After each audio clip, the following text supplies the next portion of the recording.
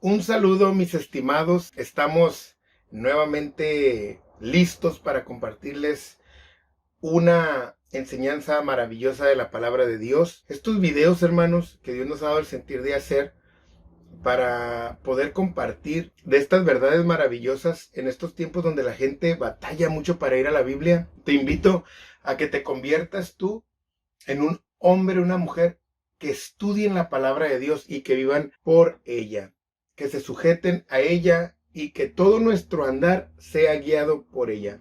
Hoy me siento bendecido. Hoy vamos a ver los capítulos 42, 43, 44 y 45 del libro de Génesis. Estaremos analizando estos capítulos, que es la temática, la historia de José el soñador, donde vemos que él se encuentra con sus hermanos, les hace una serie de pruebas hasta que los lleva al grado de decirles quién es él. Esta apasionante historia, hermanos, que nos ha enseñado muchas cosas a través de nuestra vida, ya sea durante la escuela dominical, en predicaciones, en ministraciones. Dios ha hablado a nuestra vida y hoy quiero yo compartirte esta bendición maravillosa. Estamos a punto, hermanos, de cerrar nuestro estudio de Génesis, de haber hablado libro por libro, de haber hablado capítulo por capítulo. Ya estamos en la recta final. Te agradecería que me dejes aquí en los comentarios qué libro te gustaría que compartiéramos para hacer también un comentario bíblico acerca de algún libro que sea de tu elección de la Biblia. Entonces, hermanos, hablemos de este capítulo. Quiero empezar en el capítulo 42. Versículo 1, viendo Jacob que en Egipto había alimentos, dijo a sus hijos, ¿por qué os estáis mirando? Quiero empezar con esto, quiero arrancar con esta palabra, hermanos, donde al parecer este patriarca está sintiendo los estragos de esta hambre tan terrible que en ese tiempo se fue extendiendo por todas las partes que estaban alrededor de Egipto. Cuando vemos Génesis 12:10, quiero decirte que ahí hay un tiempo en el que Abraham sufre también de hambre y se va a Egipto para abastecerse. Como decía Herodoto, que el Nilo había dado como un don a Egipto por la riqueza, por la vegetación. Génesis 26:1, hambre en el tiempo del patriarca Isaac. Él también descendió a Egipto. Esto no era nuevo para ellos. Génesis 41:54, Jacob también está sufriendo una grave hambruna. Entonces manda a sus hijos para que ellos vayan a Egipto por alimento. Si ustedes ven algún documental, alguna información, también en nuestros tiempos se van a dar cuenta que las hambrunas han sido una terrible constante. En 1845 hubo una hambruna en Irlanda, hermanos. Perú les había importado patatas y se convirtió en el alimento primordial, en el más abundante, porque ese suelo, esa tierra lo recibió de una buena manera, entonces daba mucho fruto. Y en una ocasión, dicen que procedente de México les cayó un hongo a la tierra, a la patata. Hubo una contaminación de la cual ellos dependían mucho, entonces hubo una grave hambruna. Y aparte la política que ese pueblo, el gobierno exportaba el alimento y dejando sin alimento a los mismos irlandeses, de lo cual de ahí se armó una gran diáspora de ellos. También en la India hubo una hambruna en la Segunda Guerra Mundial. Hubo una hambruna en 1942 cuando estalla la guerra.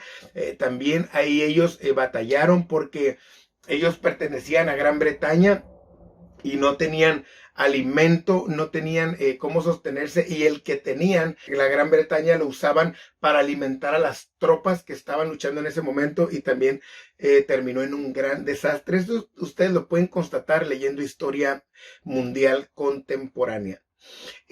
Ante estos sucesos naturales y terribles, quiero hacer un paréntesis y hablar acerca del falso evangelio de la prosperidad. La teología de la prosperidad, hermanos, es una doctrina reciente del siglo XIX, donde la riqueza y la salud son los factores principales de esta doctrina. Ellos hablan de que tener riqueza y estado físico bueno, financiero, es entonces un discurso positivo donde está la seguridad de la cobertura de Dios sobre nosotros. Su tema central son las donaciones para que aumente tu riqueza, y la pobreza y enfermedad son maldiciones que deben romperse. Estas enseñanzas están centradas en la ofrenda y en los pactos de riqueza. Dios te va a multiplicar. Entonces manejan el asunto materialista como el resultado de la bendición de Dios. Pero esto llegó como un nuevo pensamiento filosófico basado en una mezcla, amigos, entre la metafísica, o sea, el poder de la mente, el que si yo digo, si yo pienso, si yo lo proyecto, va a ser. Entonces un pastor bautista agarró este pensamiento y lo unió a la teología, donde entonces nace doctrina de la teología de la prosperidad. Fue una mezcla, como de repente las corrientes hacen que se hagan mezclas entre lo santo y lo profano. ¿Qué quiero decir con esto, hermanos? Que ante estas situaciones que la Biblia nos proyecta, nos enseña con los patriarcas sufriendo hambre, donde ellos, al ser prósperos o tener economía, ellos no podían hacer nada, aún teniendo dinero, aún teniendo metales preciosos. Por eso la teología de la prosperidad es algo tan falso, es algo tan humano y tan materialista, que Dios nos enseña que con que Él cierre el cielo, con que Él traiga una enfermedad, de nada nos va a servir el ser, como ellos dicen, próspero materialmente. Así es de que no sigan la corriente de la teología de la prosperidad que ha llegado hasta nuestros días, ¿no? Aún nosotros, no, que si ofrendas tanto, Dios te va a dar tanto, como si fuera una inversión, la que se hace solamente financiera, ¿no? Tú dona tu carro, el Ford, y Dios te va a dar un Mercedes. Eso no es congruente con la palabra de Dios, hermanos. Entonces, en Egipto no había alimento, y los hijos de Jacob se estaban viendo entre ellos, y su papá Jacob decía: ¿por qué estos no actúan si en Egipto hay alimento? Obviamente, porque Egipto era el recordatorio de que ellos habían vendido y para allá se habían llevado a José. Qué terrible cosa es cuando ocupas algo de donde hay una acusación sobre ti. De repente te portas mal con un hermano, y resulta que el hermano es el mecánico, y luego se te descompone el carro y no tienes dinero, tuvieras que hablarle a ese hermano y tienes el mundo cerrado. Ocupas algo de una hermana y es la hermana que sabe hacer quizás la comida que te pidieron, pero hablaste mal de ella, total no tienes una buena relación. Qué terrible cosa es cuando Dios nos enfrenta ante nuestro pasado que nos persigue, hermanos. Entonces los envió: váyanse para allá. Y se fueron 10 para ir y traer más víveres, y aparte para en el camino ellos no estar en peligro por los asaltantes. Iba una buena caravana. ¿Quién se quedó con el patriarca Jacob? Solo Benjamín, el más chico, porque él tenía miedo de perderlo un día como había perdido a su hijo José. Entonces llegan a Egipto, y ¿quién creen ustedes que era el señor amo y soberano de la tierra de Egipto? Así es, José. Él era el que controlaba todos los aspectos de la alimentación. Era un ministro, un jefe, un soberano. Y cuando llegan y se postran ante él, porque ante José tenían que llegar todos los que necesitaban abastecerse de alimento, él era el encargado.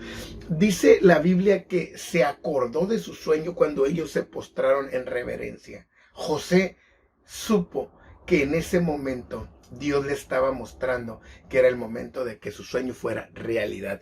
José lo reconoció, pero no fue y les dijo: yo soy José, sino que se esperó.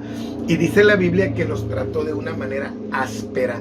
Dice el hebreo dura, una manera recia, porque ellos tampoco lo reconocieron, porque José, obviamente lo podemos entender, estaba afeitado, con toda su vestimenta egipcia, que era donde él vivía ahora. Hablaba como egipcio, de hecho, entre un traductor se hizo entender con sus hermanos, pero él obviamente los entendía. Habían pasado 22 años. Entonces los trata como espías. Le dice, ustedes son espías. Algo traman en esta tierra. Era muy común, hermanos, hablar de espías. Las ciudades estaban protegidas, algunas amuralladas. Y cuando ellos, algún extranjero entraba, muchas de las ocasiones era una estrategia de guerra donde ellos buscaban la manera o de derrocar al gobierno o de saquearlos o de hacer algún mal. Entonces José les dice, ustedes han venido para eso. José estaba, hermanos, tremendamente conmovido al ver a sus hermanos ahí. Imagínense, después de tanto tiempo, yo pienso que él no sabía también cómo reaccionar. Me recuerda parte de mi historia.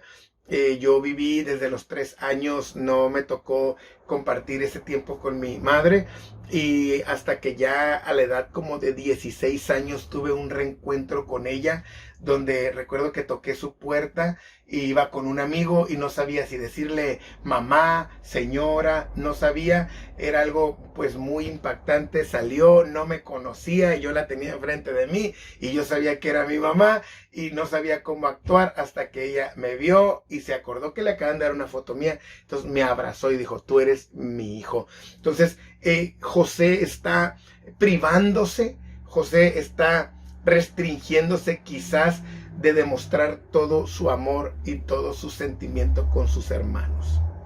Cuando ellos son acusados entonces, hermanos, de espías, ellos empiezan a contar su historia porque realmente se sienten desprotegidos. Dicen, no, mira, oficial, nosotros somos hijos de un varón, somos honrados, somos 12 hermanos, el menor está con nuestro padre, hablando de Benjamín, y hay otro que no aparece. Estaban hablando de José mismo. Pues cómo iba a aparecer si ellos lo habían vendido.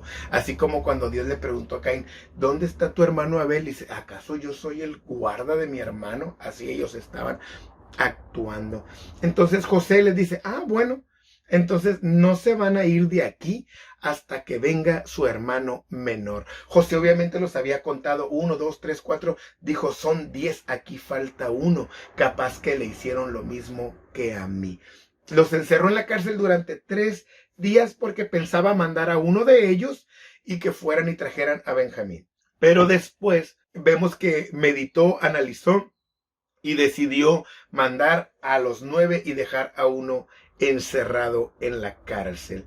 Dice José, porque yo respeto a Dios. Ellos no podían entender, el miedo los había apresado, lo que José les estaba diciendo, que era temeroso de Dios.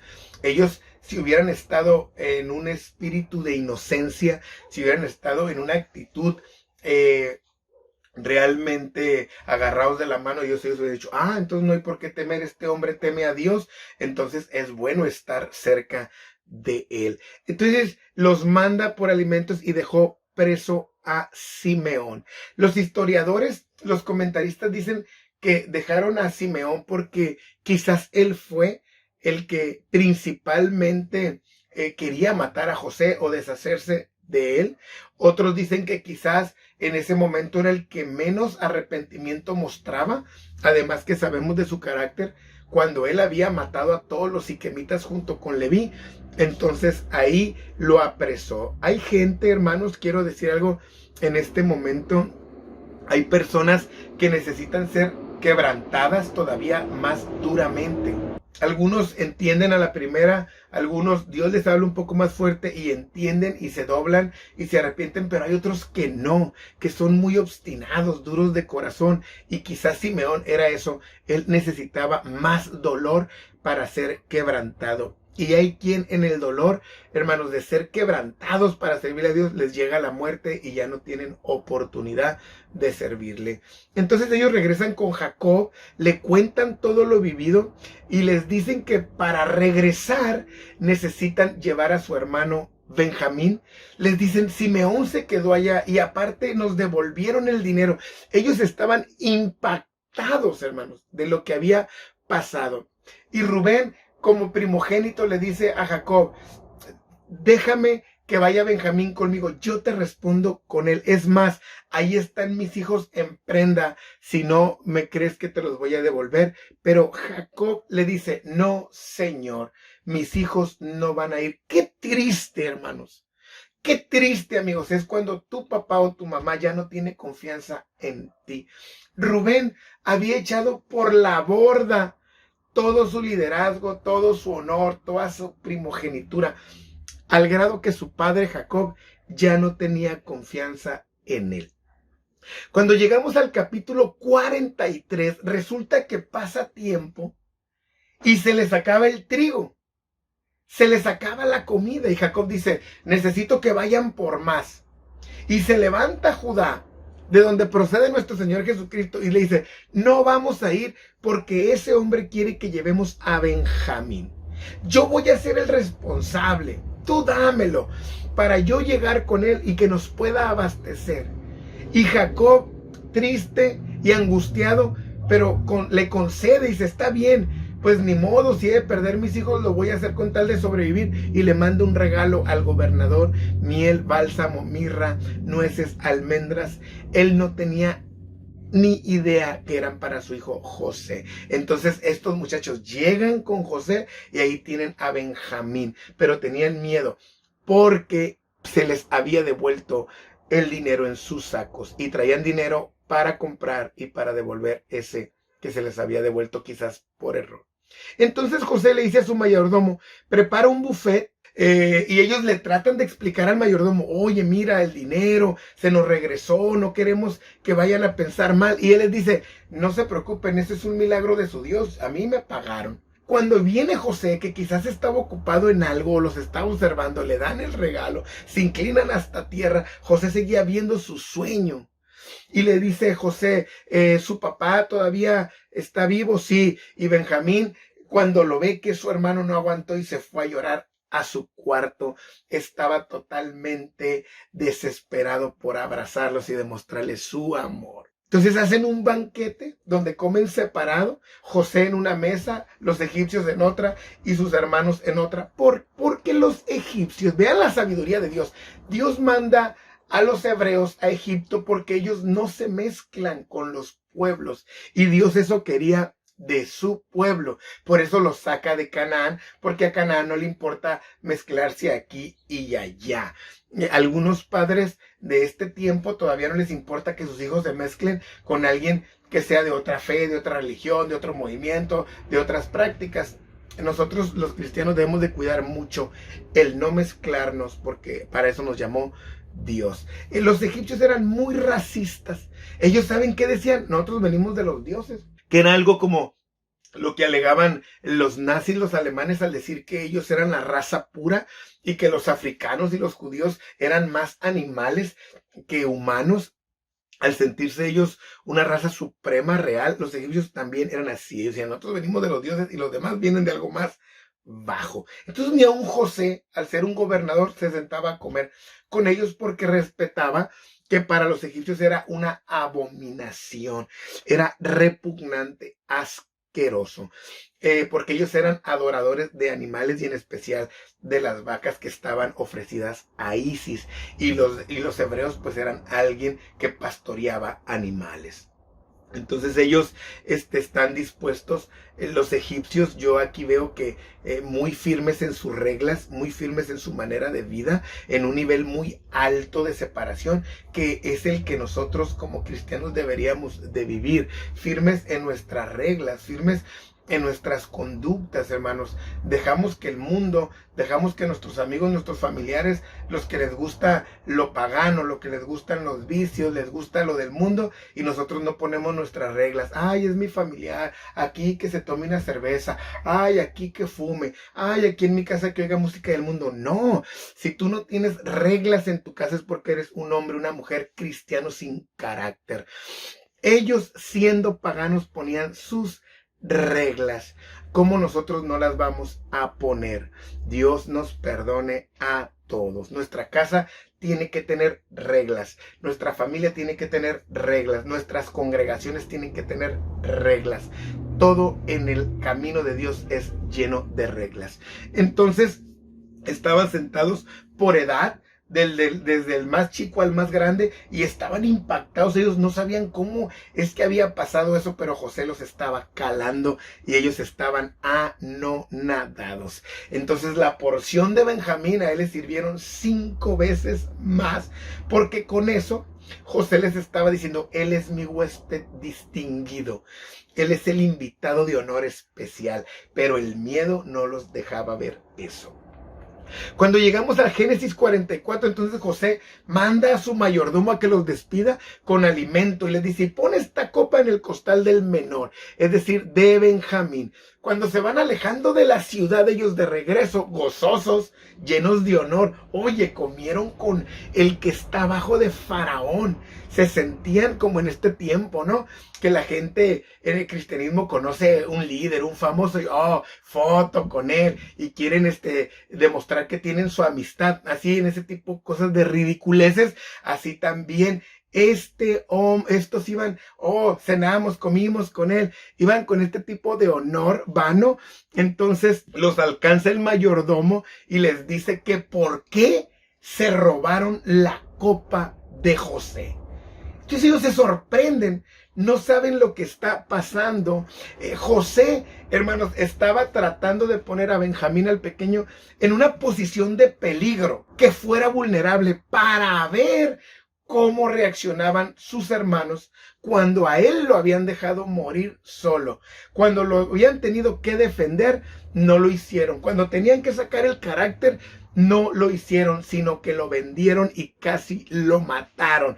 Entonces José quería saber cómo iban a reaccionar, a ver si ya habían cambiado. Se rasgaron las vestiduras, les dio tristeza, era una buena señal. Y viene José y le dice: ¿no saben que yo sé adivinar para que lo creyeran realmente egipcio? Y Judá toma el liderazgo del grupo, hermanos, y por la promesa que le había hecho su padre, y le dice: mira, todos vamos a ser tus siervos, porque hay un culpable. Pero y José le dice: no, yo soy justo, él nomás el que robó. Y Judá le recapitula toda la historia: mira, nosotros le dijimos a mi papá que tú nos pediste que te dijéramos quiénes éramos. Todo les vuelve a contar. No puedo llegar con las manos vacías con mi padre Jacob. Habían cambiado ellos, ya no eran los mismos de hacía 22 años, que no se habían tocado el corazón para decir que habían vendido a su hermano. Y así nosotros debemos de estar listos para cuando lleguemos con nuestro Padre, no ir con las manos vacías. Decir: Señor, todavía no me lleves, necesito trabajar, necesito servirte, necesito darte más de lo que tú quieres que yo te dé. Ya para ir cerrando este video, hermanos, que espero sea una bendición tremenda para tu vida. Entonces José dice a los egipcios: déjenme solo con mis hermanos. Ya no podía más, ya no. Y dice: yo soy José, su hermano. Imagínense la cara de todos. Yo soy el que ustedes vendieron. Está todavía vivo mi padre, mi viejo Jacob. El impacto para ellos, se quedaron mudos, turbados. No entienden qué está pasando.